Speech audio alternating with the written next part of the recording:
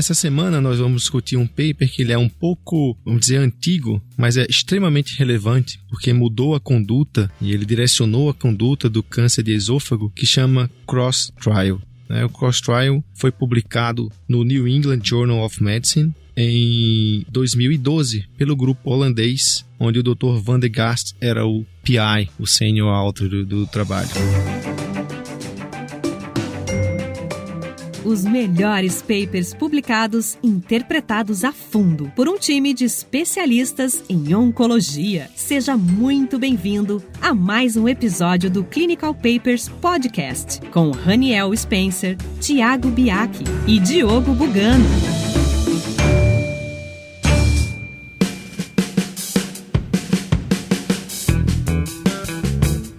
Olá, seja bem-vindo a mais um episódio do Clinical Papers Podcast. Estamos aqui para resumir mais um paper para vocês. Eu, Raniel Spencer, junto com Tiago Biaki e Diogo Bugano, toda semana estamos aqui para trazer o que há escondido nas entrelinhas desses papers. Tiago, você que é um oncologista que adora tratar esôfago, que eu já sei, o Tiago é um expert no tratamento dessa doença. Ele vai destrinchar literalmente esse trabalho tão importante para todos vocês. Tiago, vou explorar você hoje, hein? Me fala da introdução desse paper, o que motivou o autor a fazer esse estudo, né? Qual foi o conflito, o gap e como foi que ele tentou resolver essa questão. Olá pessoal, então, Raniel, sem dúvida, esse trabalho ele é um dos trabalhos mais importantes aí, digamos assim, em oncologia gastrointestinal e ele tem uma razão de ser. Nos anos que antecederam a publicação desse estudo, a gente viu uma série de outras publicações menores, onde se tentava, de certa forma, tratar e melhorar o prognóstico desses pacientes com câncer de esôfago, visto aí que a sobrevida no paciente que apenas opera era sempre, dificilmente ela excedia 40% em 5 anos. E a gente já teve, antes do CROSS, outros estudos com quimioterapia neoadjuvante ou com quimiorradioterapia neoadjuvante. Grande parte deles eram estudos menores, e aí, na verdade, a gente tinha resultados discrepantes. A gente tinha alguns estudos mostrando um benefício pequeno, outros mostrando uma ausência de benefício, e eu acho que isso se devia a vários fatores. Na verdade, quando a gente fala do CROSS e os resultados que a gente vai ver mais pra frente, a gente não tá falando só do remédio e da radioterapia que esses pacientes receberam antes. A gente tem toda uma estratégia de tratamento que envolve aí o tempo quando esses pacientes são operados, a técnica cirúrgica, tudo isso junto, digamos assim, levou esse estudo a ter os resultados que eles tiveram. E essas variáveis todas, elas eram diferentes nos estudos que antecederam eles. Então, esses pacientes às vezes recebiam uma quimioterapia que dava muita mucosite e eles operavam muito precoce, aumentava muito a mortalidade pós-operatória e o resultado era negativo. E esse mesmo grupo ele já tinha feito um estudo fase 2 menor, com essa mesma combinação de drogas que a gente vai ver agora nesse estudo, e tinha mostrado resultados interessantes em termos de eficácia. Isso encorajou, digamos assim, esse grupo holandês a ir para frente, fazer um estudo fase 3 randomizado, multicêntrico, em vários centros na Holanda, com o objetivo então aí de melhorarmos os dados de sobrevida, digamos assim, desses pacientes com adenocarcinoma ou com carcinoma espinocelular do esôfago. Uma das coisas que eu vi na introdução também é que, apesar do estadiamento adequado, né, dos pacientes, né, antes do cross-trial, dessa estratégia de tratamento que a gente vai descrever daqui a pouco, 25% dos casos tinham margem microscópica positiva, porque isso é importante. A gente vai ver que isso é um endpoint secundário, mas é um endpoint bem interessante, que foi melhorado muito com esse esquema de tratamento.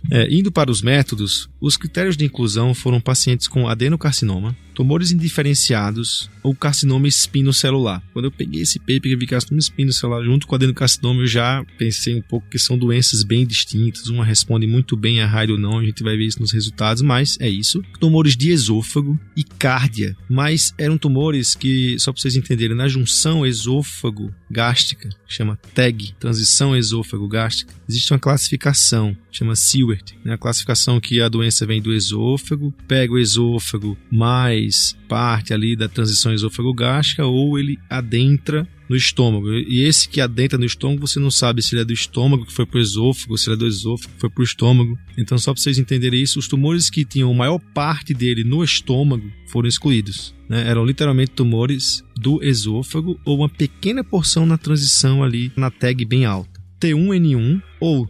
T2,3N0N1, todos M 0. Isso aí, Raniel, uma população bem selecionada nesse estudo. Eles selecionaram, inclusive, pacientes com uma extensão longitudinal do tumor no máximo 8 centímetros. E a ideia era selecionar pacientes que seriam bons candidatos a receber, então, o tratamento trimodal. E um dos critérios de inclusão, inclusive, é que esses pacientes eles não poderiam ter perdido mais do que 10% do peso. Hoje em dia, para câncer de esôfago, a gente sabe que o paciente que chega para o tratamento com uma perda de maior de 10% do peso corporal, esse paciente ele tem um prognóstico pior. Esses pacientes, então, eles eram estadiados basicamente com tomografias, e esse é o primeiro adendo aí que eu faço no estudo. Esses pacientes não eram estadiados obrigatoriamente com PET-CT, e isso é uma coisa que a gente sabe hoje em dia que para câncer de esôfago a gente tem um ganho aí, a gente aumenta o estadiamento de um paciente com câncer de esôfago em 20% a quase 30% quando a gente faz um PET, comparado só com tomografias. Nesse estudo, o PET ele não era obrigatório. E esses pacientes, então, esse é um estudo fase 3, randomizado, esses pacientes eles eram randomizados. Como que era feita essa randomização? Essa randomização era feita para um braço onde os pacientes faziam cirurgia upfront, ou seja, a cirurgia que até então dava para se chamar como tratamento padrão para essa doença, ou eles receberiam um protocolo, mesmo protocolo que tinha sido estudado no estudo fase 2 desse grupo, com quimiorradioterapia. Como que era feita essa quimiorradioterapia? Esses pacientes, então, a quimioterapia, eles recebiam doses semanais de quimioterapia com carboplatina e paclitaxel, uma dose baixa de ambos, a carboplatina com AUC de 2 e o paclitaxel 50 mg por metro quadrado, e eles receberiam a radioterapia numa dose um pouco mais baixa do que a gente vê em estudos de tratamento definitivo. A dose aqui desse estudo, então, é de 41,4 grays. Esse tratamento, quimiorradioterapia, demoraria aí em torno de umas 5 semanas. E no braço de pacientes que operariam, esses pacientes seriam operados, então, sem a quimiorradioterapia prévia. A cirurgia era feita dentro de 4 a 6 semanas, depois do protocolo de radioquimioterapia. Os pacientes que tinham tumores mais altos, intratorácicos, podiam fazer uma cirurgia em 2 campos, que chama, né? Você faz uma toracotomia e uma laparotomia para abordar tanto a TEG ali quanto a parte torácica. E aqueles tumores mais distais, mais próximos da TEG, eram feitas por via transhiatal. Quer dizer, você abre só a parte abdominal e abre a RAF diafragmática e você tem acesso àquela região apenas por via abdominal. A dissecção linfonodal era padrão e até a bifurcação traqueal, né? E a reconstrução era feita geralmente com anastomose cervical com um tubo gástrico. Você faz um tubo com o estômago remanescente, sobe esse tubo e faz anastomose com esôfago cervical. Foram considerados margem positiva R1 aqueles que tinham células viáveis com margem de igual ou menor a 1 milímetro, e o segmento era feito de 3 em 3 meses no primeiro ano e 6 em 6 meses no segundo ano até o 5º ano. Tiago, eu vi lá no paper que assim, a investigação se suspeita de recorrência. Eu não entendi esse segmento. Isso é como comentei no episódio anterior, isso é importante ver como seguimos para ver o que estamos procurando. O desfecho primário desse estudo é sobre a vida global, então a forma como esses pacientes são seguidos não interferiria no desfecho final, que é, enfim, basicamente o momento do óbito desse paciente. Isso diminui a importância, digamos assim, de qualquer análise que possa ser feita em termos de sobrevida livre de recorrência, visto que esses pacientes eles não eram seguidos de uma forma sistemática. Isso, na verdade, hoje em dia é algo que ainda é preconizado mesmo em guidelines como o do NCCN, por exemplo. Se o paciente faz tratamento trimodal, ele não necessariamente precisa seguir fazendo tomografias seriadas, visto que a recidiva desse paciente ela não tem tratamento com intuito curativo habitualmente. Então, o que eles fizeram nessa época, quando o estudo foi desenvolvido, é seguir como é o segmento padrão desses pacientes, e como o desfecho não era sobrevida livre de recorrência, era sobrevida global, eles não obrigatoriamente faziam tomografias. Na suspeita da recidiva, eles tomografavam esses pacientes. E realmente é muito sensato esse segmento. Realmente, assim, o autor está de parabéns. Eu acho que é um segmento muito bem pensado e de acordo com o objetivo dele, né? Se o objetivo não é detectar recidiva, é detectar sobrevida, acho que eu fiquei impressionado. Realmente, coisa que me surpreendeu positivamente. Resultados, tem mais análise estatística, acho que não tem muito o que discutir. Foi uma análise também bem simples. No episódio anterior também a gente viu isso. A única coisa é aquilo que você comentou num dos episódios passados sobre análise estatística feito no Intention to Treat Analysis. Quer dizer, a contagem de sobrevida começou quando o paciente entrou no protocolo e não depois da cirurgia. E a gente está comparando alguém que fez uma cirurgia e alguém que fez um monte de coisa antes da cirurgia. A gente vai vendo os resultados, por exemplo, que o período da quimioterapia até a cirurgia foi 3 meses, enquanto o período de diagnóstico para a cirurgia, no grupo que não fez radioquímio, foi de 30 dias. Ou seja, tem 60 dias correndo a favor do grupo que fez radioquímio. O que você acha dessa análise? Acho que essa análise intentional treatment foi uma das intenções dos autores, foi justamente avaliar o tratamento como um todo. Sempre a gente vai ter, enfim, prós e contras em relação à questão do momento onde começa essa contagem, mas como eu falei inicialmente, a ideia do autor é testar o protocolo como um todo, na verdade, não apenas a quimioterapia que ele usou, a radioterapia, avaliar a eficácia da quimio-rádio nessa combinação, a cirurgia nesse período e a técnica de reconstrução com o tubo gástrico. Como a gente vai ver, a mortalidade desses pacientes, ela foi muito semelhante nos 2 braços. Esse talvez tenha sido um dos grandes méritos, digamos assim, desse protocolo, é ter tido eficácia oncológica sem aumentar a mortalidade pós-operatória, como a gente viu em outros regimes de tratamento que antecederam o CROSS, na verdade. Quanto à parte estatística, ele estimou aí que haveria uma diferença de 16 para 22 meses de sobrevida global, e para isso ele ia precisar aí, com um erro alfa de 5%, ele ia precisar aí de 175 pacientes em cada braço. Lembra que a gente vai ter episódios especiais de 10 minutos, né? Eu, você e o Diogo, para discutir exatamente isso. Estudo fase 1, a gente falou hoje de fase 2 e tal. Estudo fase 1, 2, 3, 4, o que é isso? Erro alfa, erro beta, o que é isso? O significado do P, algumas noções de metodologia que vale a pena vocês irem aprendendo e abrindo a cabeça para acompanhar a gente aqui nesses trabalhos. Clinical Papers Podcast.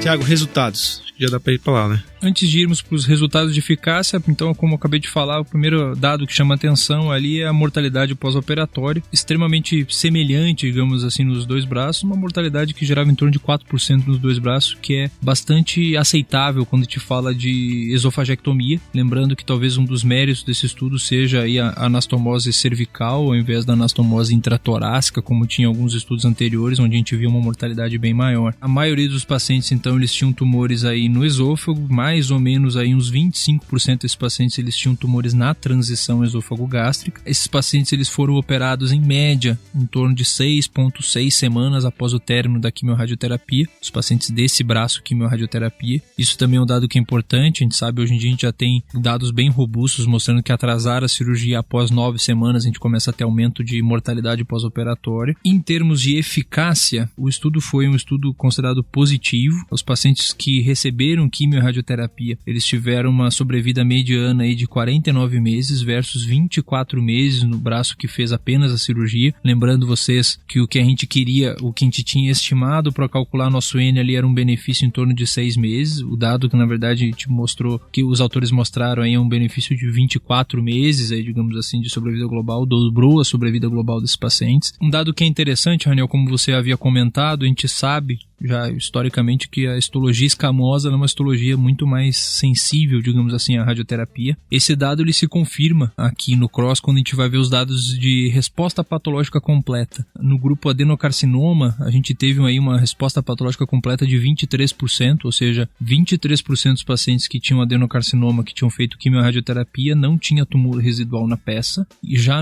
entre os pacientes que tinham a histologia escamosa, 49% dos pacientes não tinham tumor na peça. Isso aí também leva uma enorme discussão, que eu acho que vai ficar para um outro momento, de que se precisaria operar esses pacientes. É quase que uma moeda para cima. De uma forma global, o estudo foi positivo. Quando a gente avalia por histologias, esse estudo também foi positivo para a sobrevida global. Então as curvas elas se separam em ambas as histologias e tem um gráfico bastante ilustrativo ali no próprio artigo que vocês podem baixar para ver, mostrando direitinho essas curvas de sobrevida se separando em ambas as histologias. E também, pessoal, se a gente olhar aqui, aquilo que eu comentei no começo, o downstaging, né? A gente conseguiu operar mais pacientes fazendo esse tratamento. Então, quer dizer, dos 171 pacientes que começaram no protocolo de radioquímio, 168 foram para cirurgia. Desses aí, 161, quer dizer, 96% quase, foram ressecados. Eles não foram ressecados, a grande maioria deles por linfonodo positivo, alguma outra questão de progressão de doença praticamente. Enquanto que no braço cirúrgico, dos 186, 161 foram ressecados. Ou seja, 86,5% é 10% a menos, né, que conseguiu ser ressecado. E isso aqui por quê? Evidência de doença, critério de ressecabilidade. Isso se pressupõe que esse tratamento faz um downstaging, torna a cirurgia mais possível em 10% do caso. Outra coisa que a gente vê também é a ressecção R0. Lembra que na introdução um número de 25% de margem microscópica positiva? Aqui é apenas de 8%. R0 foram 92% dos casos. Tiago, acho que a gente, nos métodos, pulou a questão de quimioterapia. Como é que é? Essa quimioterapia era uma quimioterapia de sensibilidade à rádio? Explica um pouco sobre isso. Então, numa publicação posterior dos dados do CROSS, a gente vê que esse esquema de quimioterapia ele é um esquema de quimioterapia relativamente pouco intenso. Os pacientes receberiam aí essas 5 semanas de uma dose baixa durante a radioterapia e sem dúvida que o grande efeito do que a gente quer com isso é potencializar o efeito da rádio, mas a gente vê efeitos sistêmicos sim. Inclusive, numa publicação posterior dos dados desse estudo, a gente vê uma redução também da incidência aí de recidiva à distância. Esse trabalho mudou aí, digamos assim, a conduta dos pacientes com câncer de esôfago para quimiorradioterapia neoadjuvante seguida de cirurgia. E agora, mais recentemente, a gente teve aí a apresentação dos dados do estudo com FLOT, que a gente vai acabar comentando em algum outro episódio, onde a gente intensificou a quimioterapia, principalmente nos pacientes com tumores de transição esôfago-gástrico, e a gente viu benefício com isso. A gente não tem ainda uma comparação formal, mas os grandes críticos, digamos assim, do estudo do CROSS criticam justamente isso, a baixa intensidade, digamos assim, da quimioterapia desse protocolo associado à rádio. E aí a resposta ela vai vir aí de um estudo fase 3 randomizado, talvez o estudo chamado ESOPEC, que está comparando justamente a estratégia do FLOT com a estratégia desse estudo aqui CROSS. Eu vi aqui que 92% praticamente completaram o tratamento, é um número muito alto. Se fosse uma quimioterapia com rádio, geralmente a gente não chega nesses valores, né? Se a gente pegar câncer gástrico, até só com quimio, é 75%, 85%. Apesar da leucopenia, que foi em 60% dos pacientes, e sintoma gastrointestinal em 50% ou mais, né? Mas, assim, mais uma vez, é um esquema que faz um downstage, realmente tem maior taxa de resposta patológica no SEC, obviamente, muito maior, mas também no adenocarcinoma. Se a gente pegar não só margem, não resposta patológica em tumor, mas em linfonodo, né, sendo apenas linfonodo positivo na peça, em 31% apenas no braço radioquimioterapia, comparado com 75% no braço cirurgia.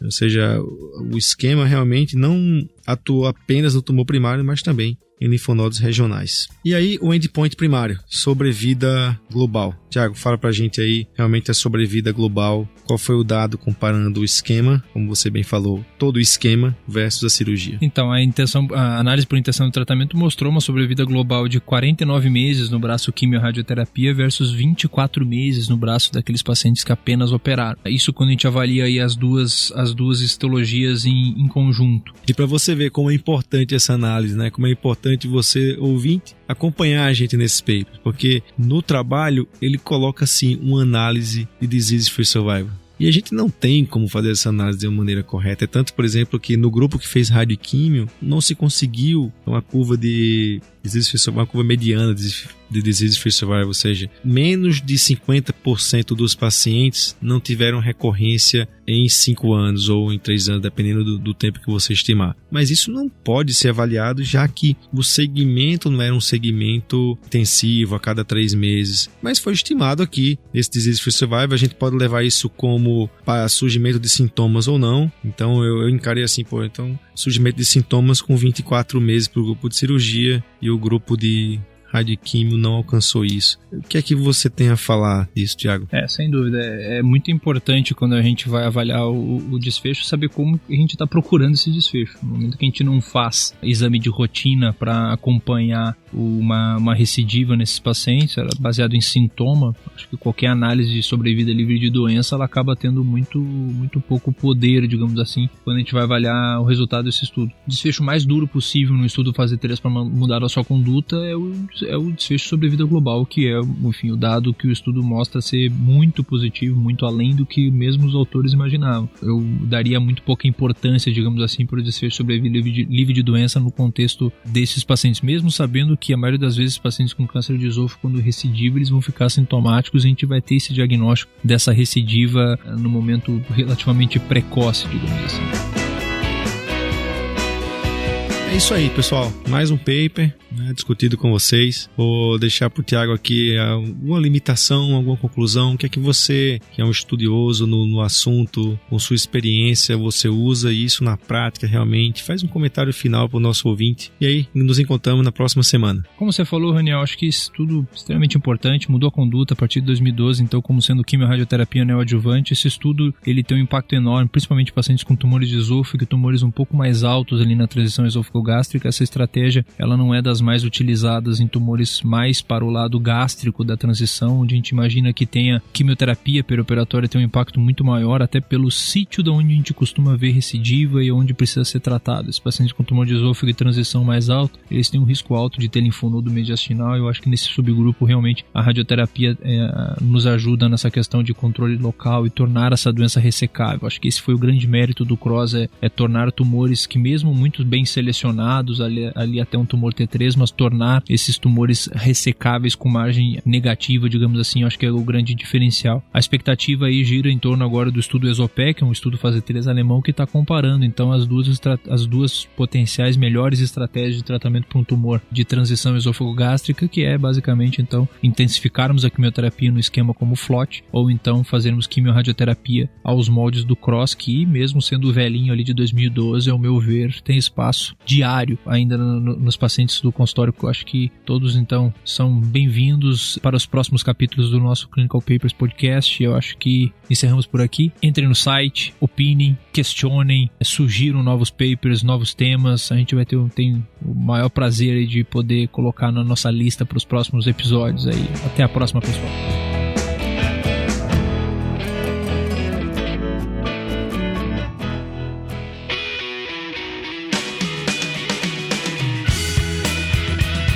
Você ouviu Clinical Papers Podcast. A medicina que você faz hoje pode não ser a de amanhã. Mantenha-se atualizado com o Clinical Papers Podcast.